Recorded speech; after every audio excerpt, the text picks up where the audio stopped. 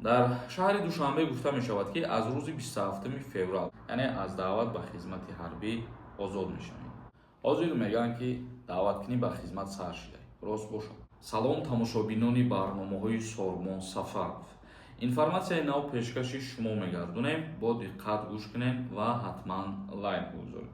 Нафарҳое ки мехоҳем донистанд аз Россия депортатсия дорен ё ки надорен, номери WhatsApp мебурад бинависонен, проверка запрет мекунанд.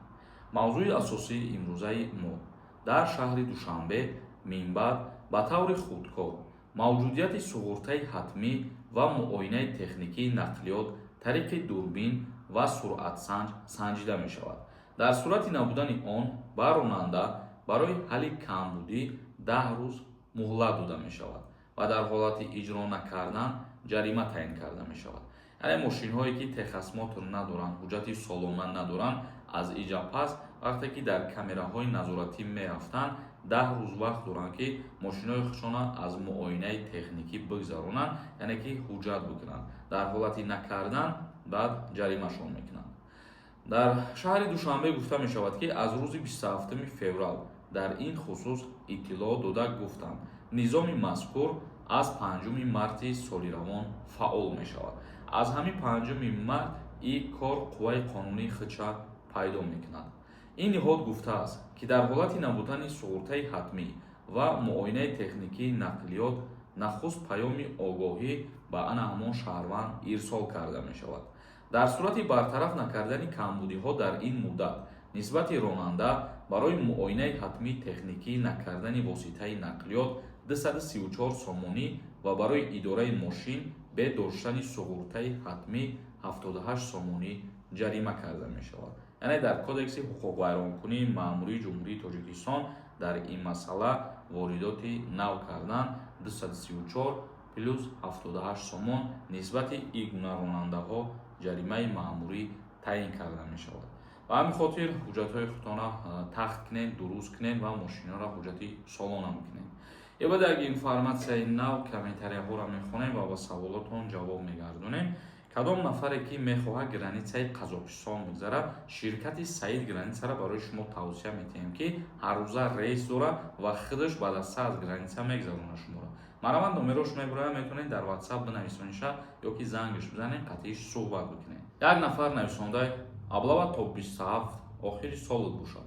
мисол 30 март зодруд бошад. айни хизмат бар ин нест. метавонанд як рӯз пешакӣ баранд дар 1 апрел илтимос ҷавоб диҳед.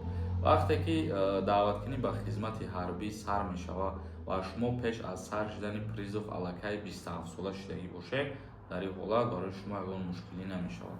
яъне аз даъват ба хизмати ҳарбӣ озод мешавед. як нафари дигар нависонда салом акаи Сормон. мегӯянд мигратсиони картаро аз байн мебаранд. ҳамин гап рост бошад ё ин ки не? дар Федератсияи Русия барои аз байн бурдани мигратсиони карта ягон навигарӣ нест ҳозир шуда. Баҳром Шоев нависонда. салом акаи Сормон. ҳозир мегӯянд, ки даъваткунӣ ба хизмат сар шуда. рост бошад. призов аз 1 апрел сар мешавад. ҳозир мақсад поискара он кунӣ бигем сар шуда. Саид нависонда. салому алайкум ака. чӣ хел кунем паспорта проверка кунем ака? дар аввали видео дар ин масъала суҳбат кардагӣ ҳастем. метавонед ки дар одамо муроҷиат бикунед.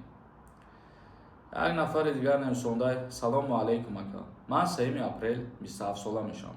ман аз хизмати ҳарбӣ озод мешавам. яъне аз 1 апрел то 3 апрела вақти 27 сола дар омадагӣ нестите. дар ҳамин муддатҳо дар ҳамин рӯзҳо агар ки даъват кардан ӯҳдадор ҳастӣ, ки мақсад ба хизмат сафарбар шавӣ. баъди 3 малакай баъдан озод мешавӣ. ғаюров нависонда. ака ҳамин аблавара ростия мегӯянд то 28 солагира кардиам. не, ин гап рост нест ва асос надорад. холов нависонда. акаи Сормон салому алайкум. гуфтастиян дар Россия граница Қазоқистон баромадагиҳоро патент наметиҳанд. рост бошад? мегӯянд ку 3 моҳ бояд ба ватани худ истода баъд патент супорӣ. мешавад мегӯянд. ин барои касои тааллуқ дорад, ки мисол бедокумент чандин солҳо гаштагиянд. касе ки барои айнав кардани патенташ вақти ба охир расидани муҳлат граница мегзарад, ягон мушкилӣ надорад. касе граница мегзарад, бе ягон мушкилӣ гузаштан мегирад. ҷамилов нависонда. салому алайкум акаи Сормон. ман 1 моҳ мешавад, ки неофициально кор кардаистам. патенти маро бекор мекунанд. Патент вақте ки бо трудовой договор ба МВД Россия уведомление равон карда намешавад, дар муддати 2 моҳ баъд метавонанд ки бекорш кунанд. Далер нависондай: салому алейкум акаи Солмон. Акамара аз аэропорт Жуковский 6 моҳ пеш гардондам. Бе причина проверка кардам, контрольни списка нишон метавад ва метавонам борафта ё ин ки не. Бе причина гардонда бошанд ва запрет намонда бошанд вақти биромадан аз Россия вақти гардондан, бале метавонем ки боз бурем. Баъзе ҳолатҳое мешавад ки бе ягон сабаб мегардонанд ва асари нав барои дубора вориди Россия шудан боз имконият пайдо мекунем. Як нафари дигар нависондай: ман ҳар моҳ патент месупорам, не ки договор надорам. Трудовой договор надоштан и камбудиҳои худша дорад. Хеле ки мо дар видео мегем, бе трудовой договор патентура метавонанд аннулировать кунанд ва аннулировать кардани патент ҳам боз як минуси худша дорад ки шумо дигар то муддати 1 сола баъдан наметавонед патент бигиред. Ба ҳамин хотир ин чизора хуб ба назар бигиред. Зинда ва сарбаланд бошен. Видеои имрӯзамона ҷанбаст мекунем.